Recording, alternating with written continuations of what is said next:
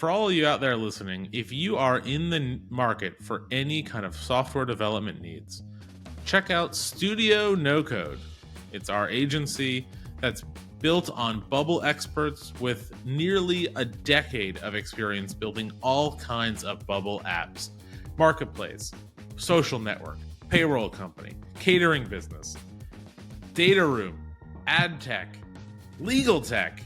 We got a little bit of everything. We've seen it all, and that helps us translate all of our knowledge into your app to build the best product for your customers. We built it professionally, we built it to be secure, and we built it to scale.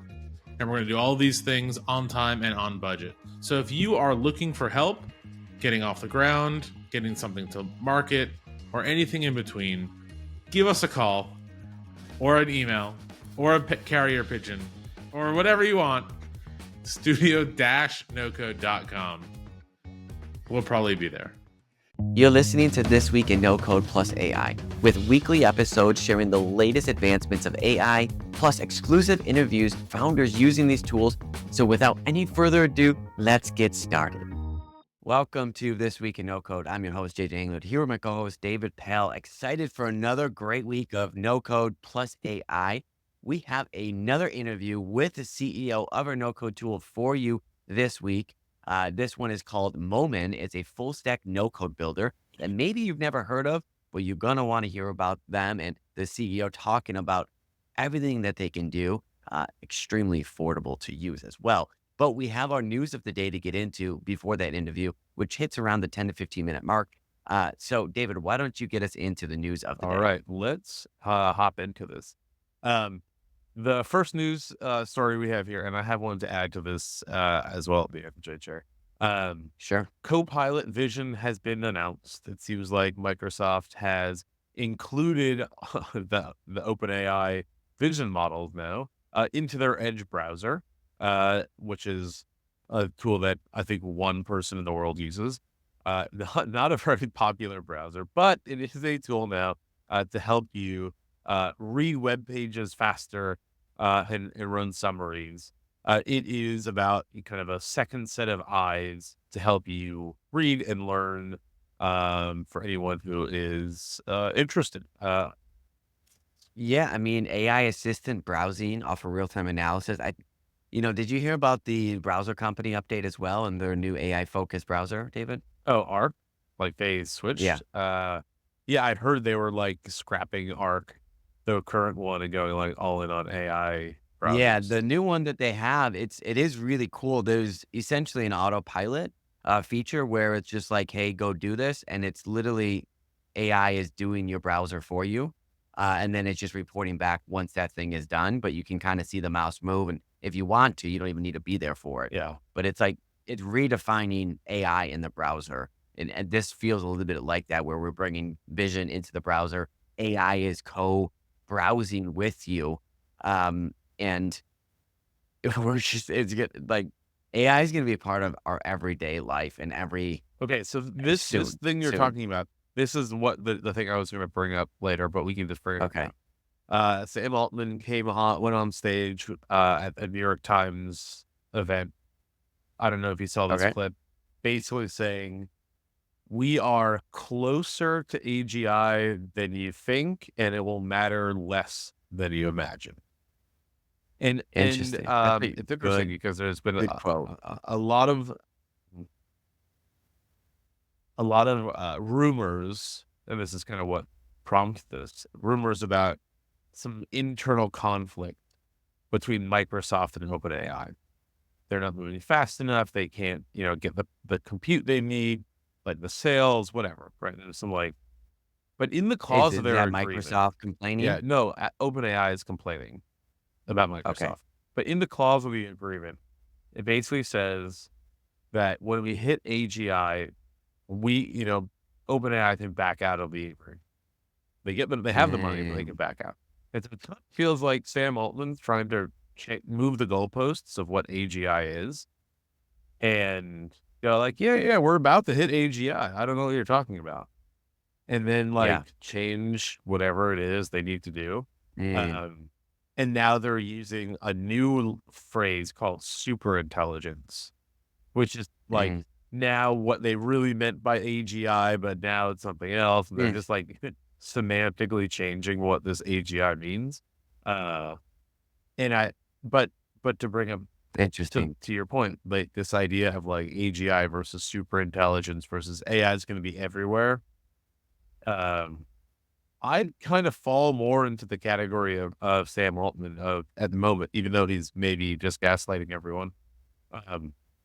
It's less meaningful to just have a tool that can open your browser and do things in your browser. It's not a browser. Like I don't need to be there. It's just a tool now to go like access a website and do things. But I think the browser still needs to exist. But like they're not getting rid of the need for a Yeah. browser. No, they're just rethinking what you do or interact with the browser and how much you actually need to do. Like, think about it like this. It's like, I have 3 things on my list today. I need to find a place to take my wife out to dinner on Friday night. So go off, find that place to dinner, book that reservation, put a time in the schedule, email my wife that it's done, and then report back.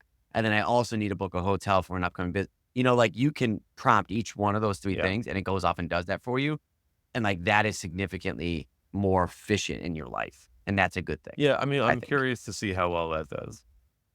Sure, sure. Yeah. And Like, just even think if about like V1 of, how hard it but is to it's going to decide get what to there, eat. right? How is this AI system gonna know?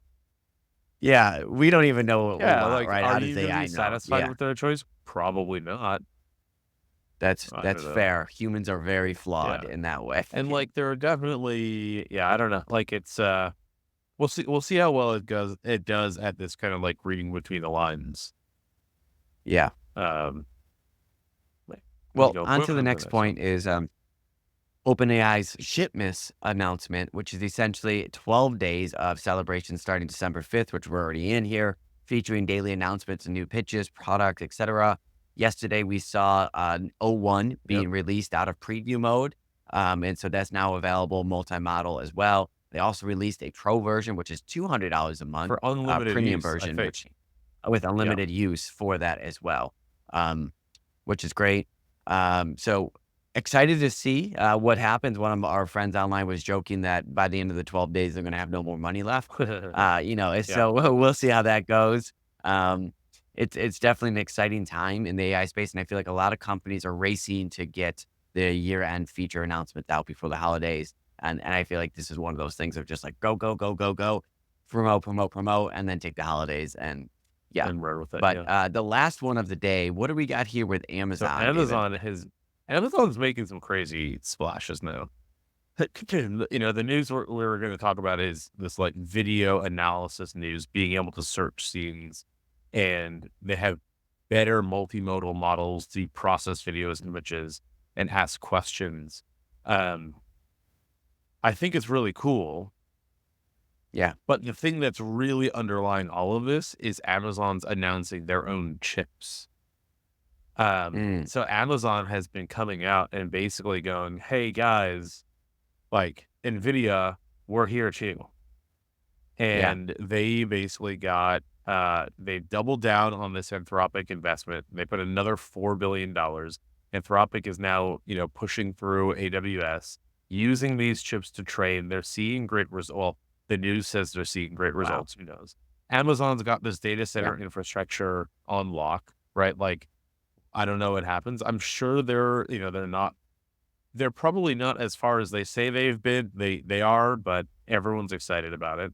They're talking about Apple's using their chips to help train. I think Chips are a the good chips are business to be like, in right now. they're getting in there, and of course you have to use them in AWS. And so that is pretty impressive to see how that comes out. But It's been amazing to see Amazon innovate in every industry at the rate that they have. Like, if they're behind, it's only by a couple of months, maybe a year at most. But like they're in there, cloud computing, entertainment now, NFL on Thursday Night Prime. Like they're in every industry, yeah, very integrated. It's very impressive. yeah, they're really not sitting by the wayside. I think No. OpenAI was first,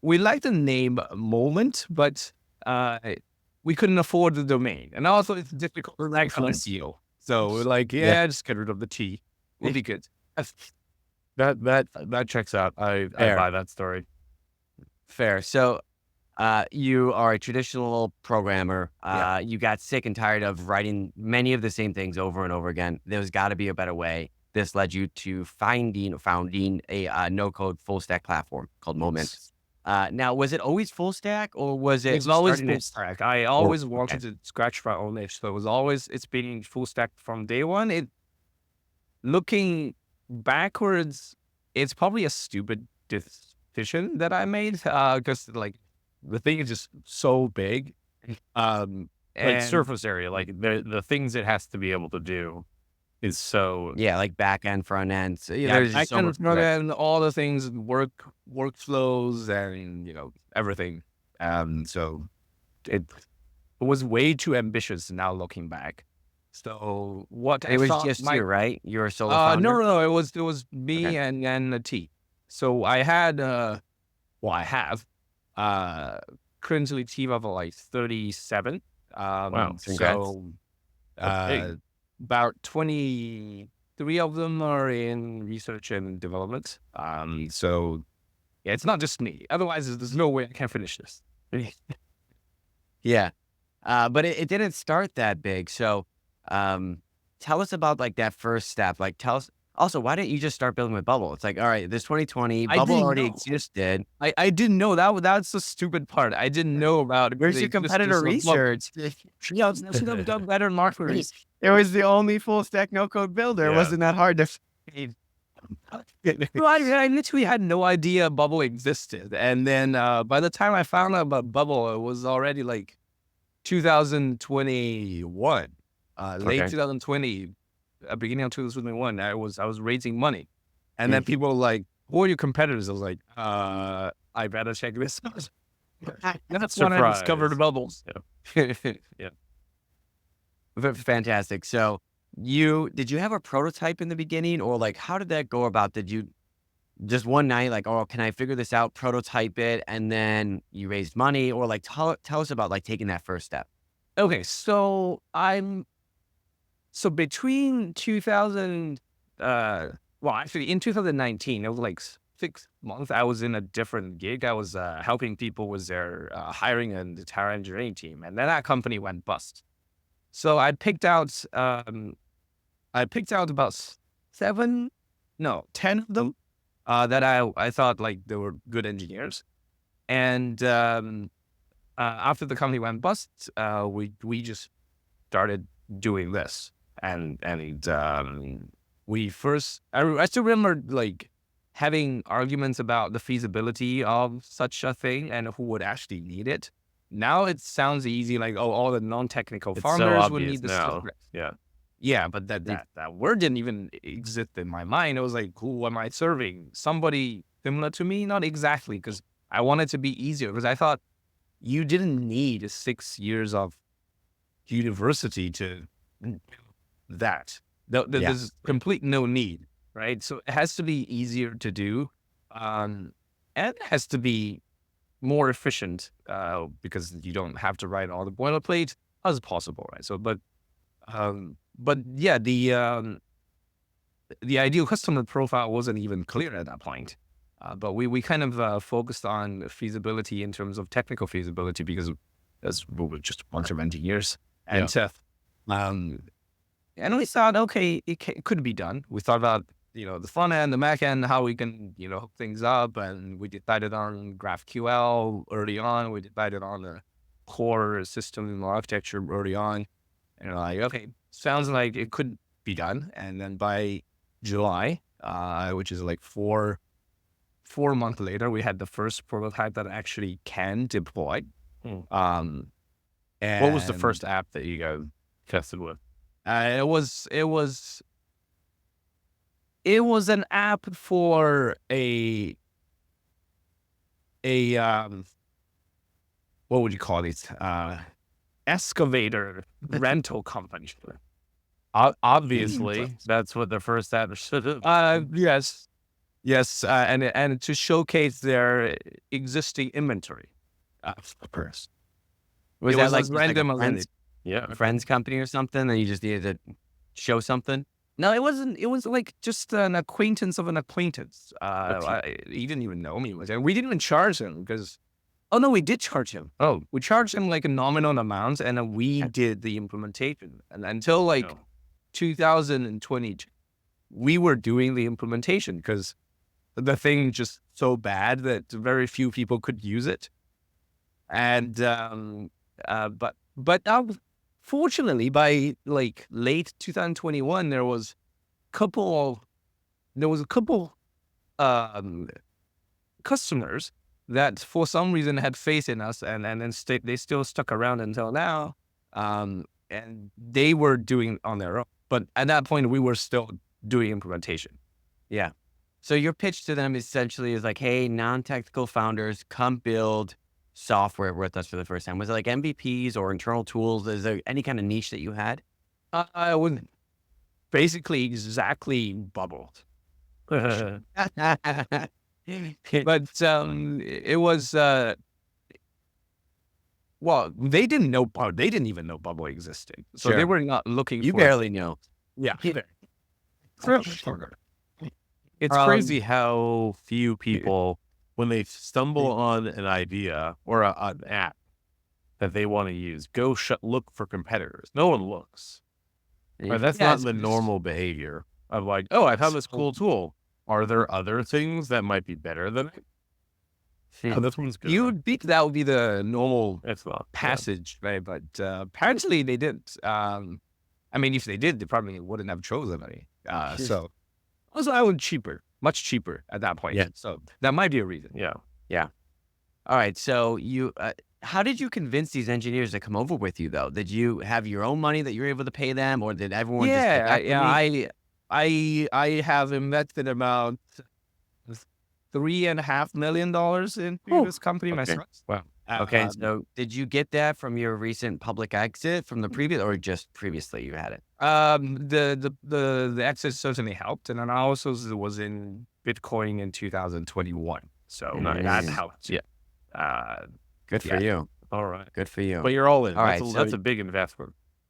You're all in. And then you raised you, money. you I'm hired. not fully Right, annoying, but I'm Yeah. fairly committed. You're fairly You would say committed. I have skin in the game. Yeah. But like, what made you like have that conviction that like I'm gonna spend $3 million of my own dollars on this idea? Like, I know like it sounds good, like a little crazy. It's like someone we shouldn't have to rebuild this over and over, but like I'm not gonna spend $3 million on out whatever. Yeah. Like Yeah. what gave you that conviction? The conviction. I was one of those people very comfortable with chaos. I would say unpredictable future. You're a startup founder, yeah. Yeah, I always knew I wanted it to do a startup. And even when I was like super young, before I even started high school, I was like, I need to be a startup founder. It's the way of life. So like the reason I joined my first company was it was very small when I was there, and I also knew I kind of needed the experience of actually working in a more structured way to know how a proper company actually functions. Mm-hmm. And also like kind of luckily it went through all the first round, the fundraising and the subsequent rounds, eventually went public, and seeing the team expand, how things change. So that was certainly helpful. But working for a corporation and climbing that ladder was never in my books. If I lose all my money, I'll go back and make some more, and I'll go. That's the Elon Musk strategy too. I mean, I didn't know what the Elon Musk strategy was, but I guess He's like, I'll go all in. It doesn't matter. If I lose it all, I lose it all. I can go make more. Yeah, that's true. I mean, like, plus I'm fairly frugal otherwise, and just I don't. My wife is very frugal too. We are a very low maintenance family. Yeah. Nice. So very good. So you hired engineers from this team. You guys got started. You built a prototype. When did you start raising money? Was it 12 months after, 18 months, et cetera? So the crazy thing is we started raising money the moment we got the demo out, and then the Okay. demo failed on the first try to the investors. Yes. As it Like always all the does. live demos Yeah. are destined to fail. Yeah. So we actually raised our first round in beginning of 2021. So like a year after Okay. we started building, and then we raised a second round. But then the two rounds was like total of 4.5 million, and by middle of last year, we spent all the money. And initially, I didn't invest like 3.5. I only invested 1, right? And then Okay. the follow on was from last year onwards. So yeah, so we spent all the money, but the fundraising environment wasn't so good, and I was like, yeah, I don't really want to raise more money because I don't think VCs were as I don't think they have Generous. enough patience, right? Because this stuff takes long time to build. Yeah. So I'm like, I'll just put in my own money, and then I talked with all the existing shareholders. Like, okay, I'm just gonna put my own money in. I'll have it at a flat valuation. Are you guys okay with it? They're like, yeah. Seeing the valuation is declining across the board, go ahead. So, well, here we are. Mhm. Nice. Fantastic. So you're now up to 35, 37 people, like you said. And where is the product at today? Maybe that would be a good chance to maybe show us little things. So it's fairly complete now. Yeah, I will show you the screen. That's probably the easiest way to do. So full stack, you have a built-in database, you have built-in automations, workflows, you have built-in UI, and from the front end UI, you can drag something out there and connect it to your database. Yes. So this is just one of my demo projects. So you got the front end builder here. It's, fairly simple, but if you want to see like a more complex one, we have Yeah, and for our audio listeners, he's showing, his editor. It looks like a Figma, like a front end, Figma yes, we builder, try to like be a very web, yeah. yeah. And so it's simple, but it looks like it has, what you need to fully customize it, or at least from the early looks. Hold on. This is the big one because this is our corporate website. Did you build your own website with this? Yes. The Momen website is built in Momen, so that's the whole thing. Great. As it should be. Yeah, it because it's a full stack one, right? You kind of have to do it, otherwise to flex your own muscle. Otherwise, it's not very convincing, right? And you got all the pricing things, and you have the breakpoints, and it's responsive. So it looks like I'll just share this tab instead. Question for you. We're seeing desktop and mobile side by side. When you build desktop, does mobile come auto responsive there, or then do you build mobile afterwards? So the components are the same, but you can override certain aspects on it. So if you look at the ID of this, we're looking at your home screen right now. Oh, sorry, that's ours. So let's just look at how this kind of looks. Maybe we'll just do that. Yeah, so it's responsive, and then you can make it to adapt to mobile, and then this kind of does after a certain breakpoint, it becomes the desktop layout. Sure, of course, and you can assign those breakpoints, or is that built in? You assign these breakpoints at here. This is where you assign breakpoints. Very cool. Contains different breakpoints, and this would be the pricing page, and because this is just a corporate website, right? So it says it's a marketing website. It's fairly simple. There's not much data going on about it. Even though it's not much data, we still have a ton of tables because there's some data entry, and then we have some automation going on here. And Gotcha. So these we're looking are at your data model right now, and so we're kind of seeing it in the what view is it called? data view. The data view, but normally we think of this as what like The the data, lucid chart the view. data types. Yeah, in Bubble. bubble will be the data types. Yes. Yeah. Interesting. And so And it Okay, shows the this is how maps you- between everything, and you can see all of Yeah, the you can types see as the they're one-to-one related. or one-to-many relationships between different tables. And these are the relations, and then obviously you have different types. Okay. Yeah. And then you got the you got the API connectors. Don't ask me why this one has so many API connectors. Because this whole website is built by the marketing team. So Yeah. I did not build this website.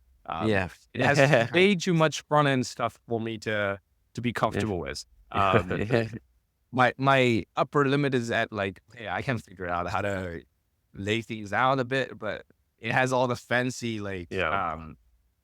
it has a bunch of fancy stuff that's going on. I was like, I don't want to touch any of the motion stuff, and yeah. Is the So- motion stuff built into Moment, or are you using third-party It's built in APIs? Mo. For example, this thing, when you roll it down, it would have like things that kind of like popped in and then stuff. Then Okay, so you have some animation effects within the it's platform. that basically you can just do in framework Notebook mode, Link. but we integrate it for you, so it's easier. Okay. It does have a kind of framer feel to the canvas as well. Is there yes. any inspiration there? So initially it wasn't built like this, and then we're like, okay, what is the best way to build a front end editor? Yeah. And we looked at Framer, we looked at Figma, we looked at Bubble. Obviously, by that we knew. We choose Yeah. Bubble. Yeah. And then we decided, okay, the Framer way is the best way, and then we basically said, okay, we will use all the Framer Terminology and what, like, yeah. It looks like a lot of that. Now, like, can you make an adjustment without screwing things up right now? Yeah, sure. For example, we can So, even like, be if in you line. can like grab a group and just like, is it one of those things where you can grab a group and kind of reshape it in the canvas, or is that you have to reshape it via pixels, like editing in pixels? You and the can copy editor? reshape it here. So let's say, let's just load it up, right? We can change it here and have it see how things change. Is this mirror that you're showing us? Is that like Yes, the the preview mirror version? thing is basically a live preview. You can Okay. edit and see your changes instantly. And Okay. But that's not not deployed yet. That's just a live preview edit, right? that's just a live preview. Yeah. Cool. So let's say in here we're gonna go for, what are we gonna do? We'll move this to, as I said, I'm pretty bad at UI stuff, right? Even though you built the platform. Yeah. Yes. I build the platform, but I'm pretty bad at UI. I admit. All right. Yeah. So I see it's changing. My question is, if you go over to that mobile view in the editor, can you just drag that rectangle, sideways to change the width in the canvas? Okay, yeah, it depends on. Yeah, you can. So you can drag this. Yeah, like right there. Can you just move that? Yeah, that's what I was asking. Yeah, Yeah, so that's both that things- framer-esque Yeah. feeling right there. Even Cool. though it's relative in size, it would try to calculate how that, how you moved it. It would try to calculate things and then make it. And I'm gonna undo it before my marketing before you comes forget. in. Yeah. So, All right. So then you have basic, you call them groupings, folders on the left-hand side where you kind of create divs essentially. And then within that you create, what do you guys call it? which call them views. Views. Okay. Yeah, we'll on the just call left-hand side there. views, and then I think that's this. It's a view, and then you can even do an F, and then you can do a view. Okay. And then all these components on the left-hand side, kind of bring us through some of it. I see that we have like a list. They're or pretty big. horizontal work. Yeah, we have all the components are very basic. They are all atomic components. We don't have things like like a voting thing. No widgets, only atomic. But can you build those voting things? You can build them, and then you can Yep. save them as custom component. You can even import code components. Okay.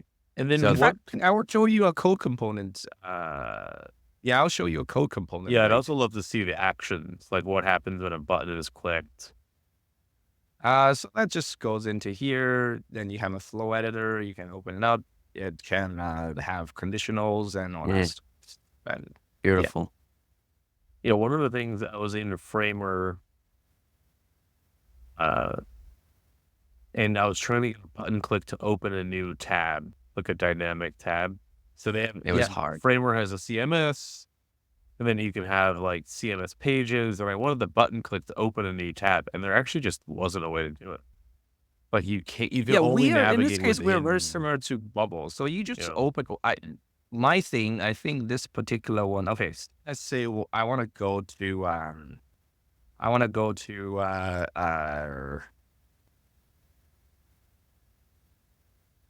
Right. Let's say I'm just going to question page, and then it has a. This thing doesn't have any parameters, but if your page does have parameters, you would Sure. pass it in here. Sure. Makes sense. Got it. Interesting. All right. So we're seeing a basic flow tree for the automations where you can kind of create your if and then statements. Can you do loops as well? Conditions. I can do. Yeah, you can do loops in here too. So Yeah, great. there is. Talk about like the scale of those automations. Like, at what point would you say our automations aren't good for? Like, is it if you need a process, like update, 100,000 records a day, something like that? It's like that's too much for us. Like, what's the scalability of these actions in Moment? So those you're seeing is on the front end, right? Yep. So you don't really want to update 10,000 rows in a loop on the front end because that's just bad Sure. practice. You do want them to update it here in the backend. We have a backend workflow which we call action flows. So Okay. those, So those are your server-side workflows, essentially. yes, these are server-side workflows, and then they are fully ACID. You can make them fully ACID. So if your execution mode is synchronous, which is the default, and What do you mean by acid? by atomic, consistent, in isolated, and durable. So those are like a database lingo because I'm a backend guy. So sorry, I kind of assumed everybody knew about ACID. But one thing that's important about ACID is imagine if you're updating things on Bubble, right? You have two concurrent users running the same server-side actions, and they update. They're trying to increment the value by one. Both of them trying to increment the value by one. Without explicit locking in Bubble, you potentially can end up with incrementing by like once instead of twice because both of them read the same value, and then both of them add one to it, and then they write it back, and then you end up with +1 instead of +2. Right? Very That's something common that's recursive problem right now. Yeah. So that doesn't happen on Momen. Okay. Because of the way that you built your structure on the server side, essentially. Yes.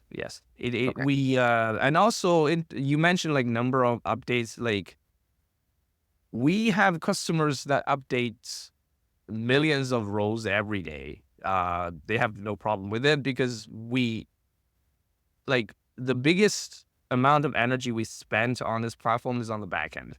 Yeah. I would say the split. And you're a backend engineer. So Yeah, I'm a backend engineer. It's kind of what. Yeah. So updating a number of roles, I don't think there's like a practical limit for. Yeah, because the guy would frequently like export and import things that are a million rows, which is a bad practice. But I don't think He's Right. testing the system for you. yeah.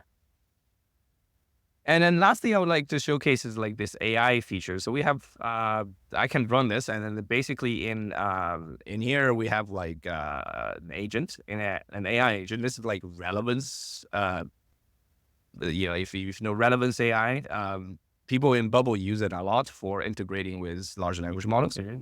We kind of built something similar. You got the inputs, you got the prompt templates, and then you got where you do RAG. You can do RAG with vector lookup. You can do vector similarity search in this thing too. So you can look at all of those fields at the same time in your AI search? Yeah. Very And cool. you can choose which one you want. And I think this thing, you can even do a cosine similarity to any text field. So in here, you would be like, okay, maybe, anything that's the three most similar lines, I will return that.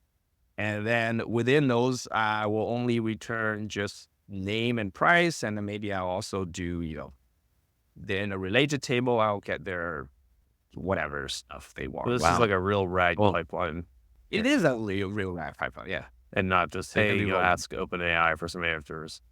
This is all built in. Yes. Yeah. And then with that, you also got the tool utilization. These are all the stuff that you have in the platform already. So you got the action flows, which, as we said, is our name for server side. Oh, interesting. Server side workflows in Bubble Yeah. Lingual. And you got the APIs. So these APIs are just a bunch of Google APIs. They go to the calendar and do stuff.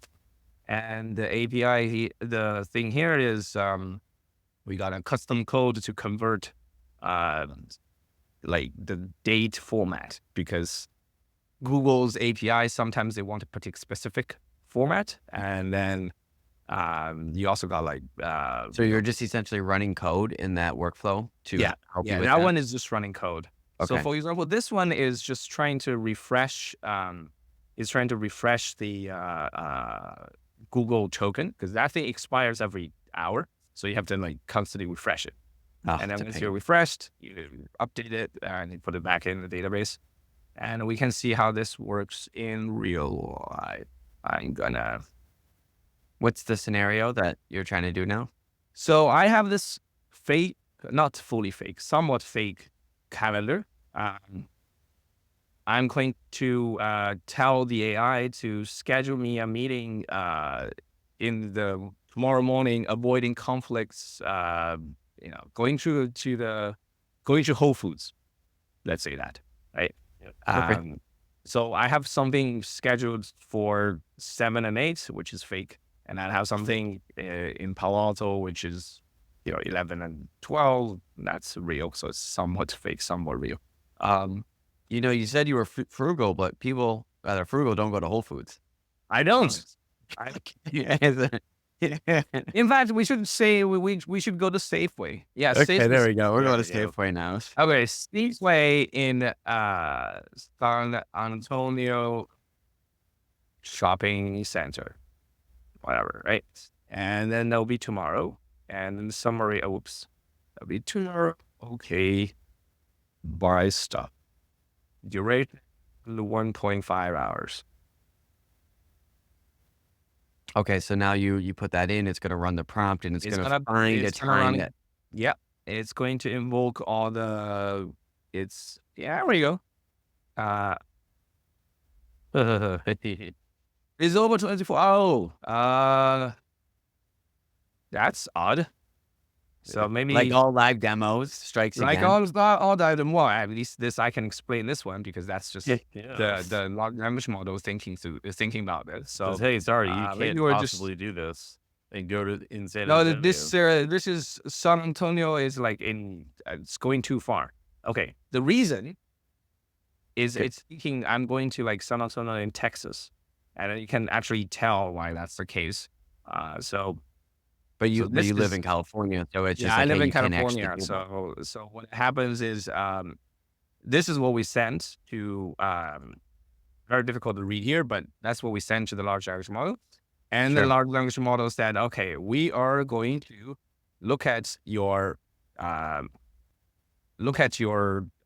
Google Calendar, right? And that's what they got is we're going to I was going to Palo Alto Hill, and then there is Stanford University.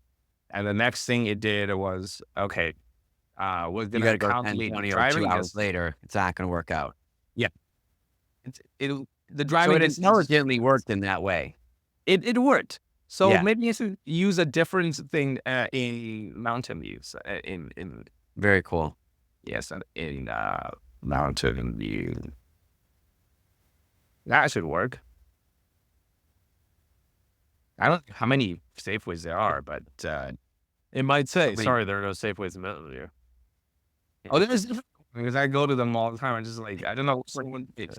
I don't know which one it would pick. All right, so which one did it pick for me? It went to which one in Mountain View? So it did I guess schedule this it. one. I guess this is the one it went to, and then that's the it said it left time between like these events because I told it to in the prompt. So Sure. So it looked at your schedule, found the Safeway, gave you enough time to get there, reading the addresses, and then booked that appointment. Yeah. I mean, it sounds difficult, but what you showed us didn't seem all that difficult to do. No, you basically just hooked up a few tools for the AI to use, and then you have your keys, and then you tell AI what you really want. Yeah, That's and then it comes out as a structured output. So you have on the front end, we had a link and an explanation of why it did so. Let's get into a couple of things. Like if we look at platforms like Bubble, one of the big things about it is like lock-in, right? Yeah. Is that still a thing with Momen? Like I saw you writing with some code, accessing code within the components. Where are you at in terms of like, can you export this kind of stuff into code? Where are you guys at? You cannot export the code, and that's partly business decision, partly because we couldn't make it work properly. Sure. So what we have is we want users to be leveraging existing code assets. Okay. So you could be using Existing libraries or whatever. existing libraries, React, basically, right? And then on the back end, which we're not fully there yet, on the back end, we want them to be using Node.js, proper Node.js runtime, so that they can use all the things that's available on GitHub. Also, it kind of makes transitioning out easier because your code is going to run on other platforms, not just our Momen, right? And I think that's as far as we go in terms of trying to avoid lock-in is by like making integration with everything as easy as we can make it, which I wouldn't say is perfect at the moment. And yeah, we're still working on that. The front end thing is pretty cool. In fact, let me just show you the front end thing. What in terms of taking code in and creating those components? Yes. So this thing is actually made in code. Right? Okay. So that's why it kind of shows in this odd way. Yeah. And then does this? Let me see. Which one did I? Oh, this is the one that works. Yeah, this is one that works. So this takes input from another code component, which is here, this guy, and this thing outputs a selected city. So there are ways for your code components to declare what it outputs. You can see it said as like select a city, and it takes a year from this guy, which is a date. We call it a data selector. That thing is basically a drop down, and that's built in NoCode. And then the data of this thing comes from the database of this project, right? So if we run this, and like, can we make it bigger? Yeah, let's make it bigger. Okay, so all this data comes from the database. Okay. This is like a sales chart of something, and the year, here is all the valid years. So if you choose something, it will like instantly cut it down. And Cool. And we're seeing like a 3D model on the screen that he built with code, but also it's reflecting his own database and NoCode drop downs that as he changed it, that is being updated in the embedded code, or then it's not embedded code, it's a coded component. yes. Right. And then this one is like a searchable drop down, which I wrote in code. Right? And then if I like DN, it would come up with Denver. And if I chose Denver, obviously now you're looking at Denver 2020. And that's Very what cool. R shows. And if you got rid of So this, very good. you kind of created, a central place for code or no code to exist in one spot Yes. with this. Yeah. So whether you don't want to use code at all, that's fine. But if you do want to inject code in many different places, you can do that as well. You can Yes. expose these components with their own code as well. Yeah, seems like a very friendly interaction between the two.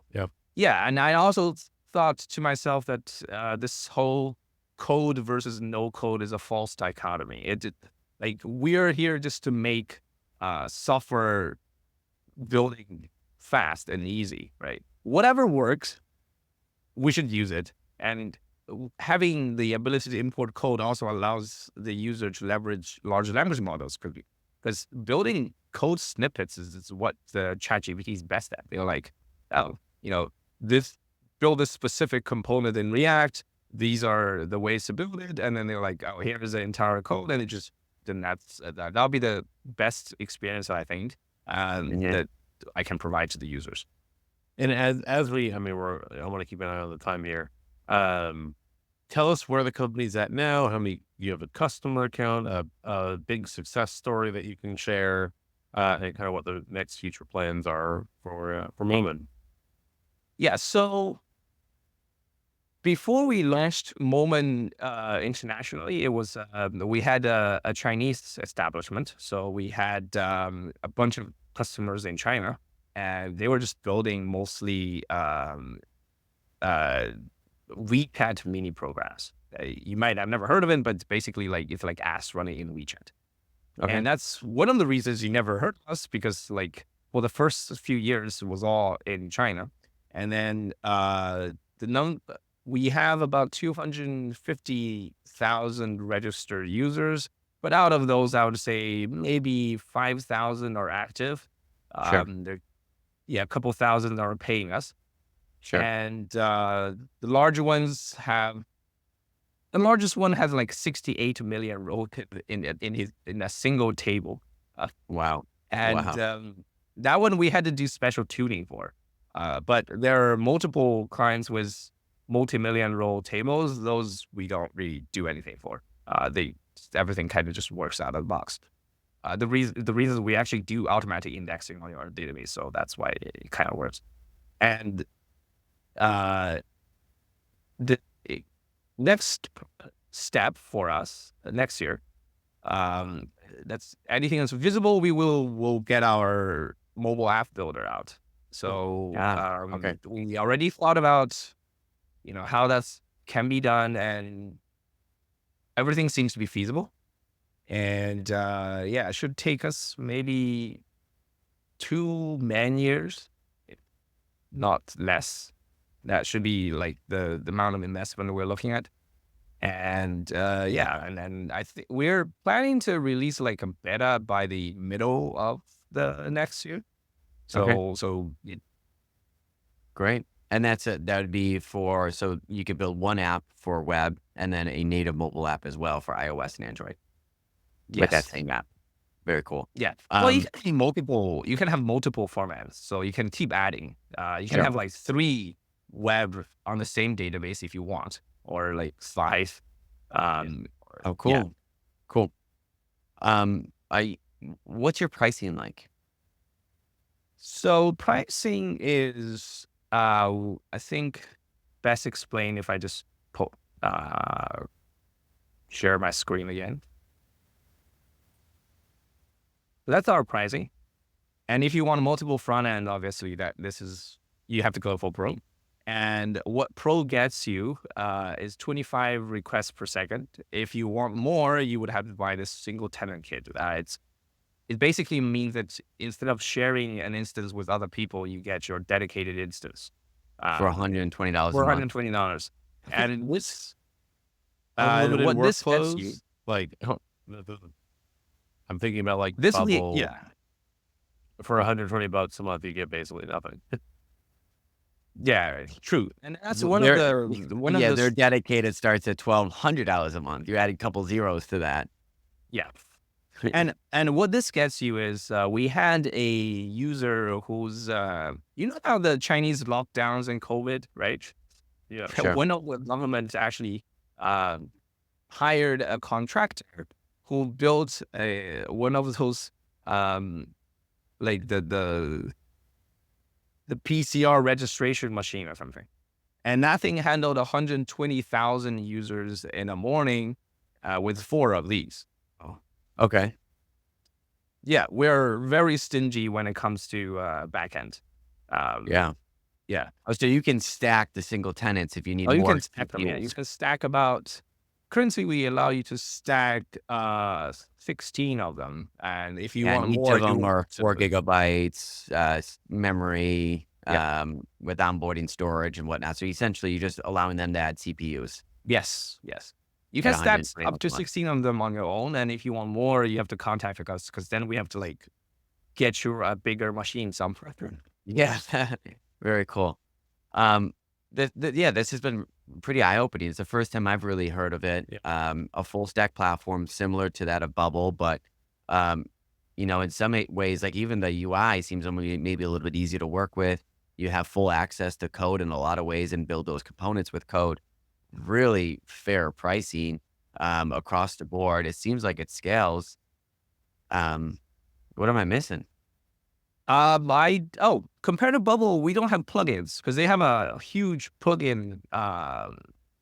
They have a huge plugin thing, right? So that's something we can't compete against. And also their community, at least the non-Chinese one. I don't think you guys care about the Chinese, all the people talking Chinese. So it's much more engaged and helpful. All right, we have a few people that's talking on our forum, but that's because it's still young in that way. I would say grow those are probably the two things that if Bubble didn't have plugins, and certainly if they didn't have the community, they wouldn't have survived, or they still wouldn't. Yeah. Right. And in terms of plugins, you can already see that we have the code components, right? So we're trying to make sure that we have a way for the people to share their code components and maybe even sell their stuff, and that be like similar-ish to Bubble's plugin, not fully because their plugin is full stack, front end and the back end, right? Yeah. Ours, the code component on the front end is detached from all the code on the back end, so there's no way to have them together. We're still thinking about like exactly how to design that product, what the product would look like with the code and no code mixed together. Other than that, well, they do have their AI builder, which we don't yet. And that's something we will do next year as well. AI We'll see Yeah. we're not doing the same way as Bubble. We're doing it bottom up, not top down. Because AI sucks at doing things top down. So we're gonna do like, you make this button look brighter, or can I go to the other page? Go to the details page for my posts. Do that instead of like build the entire app for me. Yeah. Great. Thank you for hopping on the show today for This Week in No Code. Really appreciate having you here. For those that want to learn more or to get started with building an app on Moment, where should they go? This is just go to moment.app, MOMEN.app. Great. It's free to get started. You could start building your first app there. And again, thank you for joining us. Thank you very much for having me. So I really appreciate him coming on the podcast. I got a really cool story here. So I actually was met him, his team through my new SaaS trade backlinks. And so I'm using my own domains to test this, and NoCode Alliance was one of them. And NoCode Alliance found Momen, their blog, as an opportunity to do cross-link no-code tools, no-code platforms, no-code builders, etc. And so as part of our autopilot outreach, it reached out to their, the blog, whoever manages it, found their contact information, sent them an email, and then they responded like, sure, let's collaborate. And then we were able to get on this podcast. And so I really love that because one, that was the thing that I built, but two is like, it's finding opportunities that what you wouldn't think of, like Moment was not on my radar. I've been in this industry for a long time. I think this is the first time I've heard of them, but they're actually quite impressive and they're very affordable. And if you're actually looking to build something scalable that you need without spending a ton of money, like dedicated CPU for $120 a month on a full stack platform, with, you could bring in your own code and build components. Like, that sounds really promising. So I'm really glad that our paths crossed. I'm interested to learn more. What do you think, David? Yeah, I think it's cool that there are segments of the market that find tools that are helpful and useful that aren't what everyone's using. It Yeah. goes to show that like markets like this are huge, right? Like if you had asked me in 2020 or 2021, would I build a no-code platform? I'd be like, you're crazy. Bubble's going to win. Like obviously Bubble. Yeah. And, Yeah. he I mean, that didn't was the know about hottest it's ever Bubble. been, I feel like. Yeah. Yeah, but even if you knew about Bubble, you'd be like, oh, that it can't be big enough. It's fine. And he's like, no, we have 250,000 users, a few Yeah. thousand active users. You've got a real business here. That's pretty surprising. The other thing is interesting. 37-person Yeah, team. Yeah. yeah, Yeah. I mean, and that RAG component is like real RAG, and yeah. that's really cool. Like, Talking to like be able to cosine. really get into a user's Yeah, database like that at that level of ease, that was really neat. yeah, some cosine similarity and all. Yeah, that's pretty cool. Yeah. Yeah, Yeah. I love when engineers just like get sick of this and just build it themselves, because it's like going to be a really good foundation. Like, he seems to be a really good engineer, his training, his background, yeah, etc. So that the server side, at least his side of it, is really strong. And they had the privilege of, or not the privilege, but the timeliness of building this in 2020 rather than 2014, right? yeah. And so they had 6 years of more modern infrastructure that they started building on than Bubble did in that way. And so, while Bubble's probably rebuilding a lot right now, Momen's probably just building it for the first time still on latest infrastructure. Yeah, I mean, I think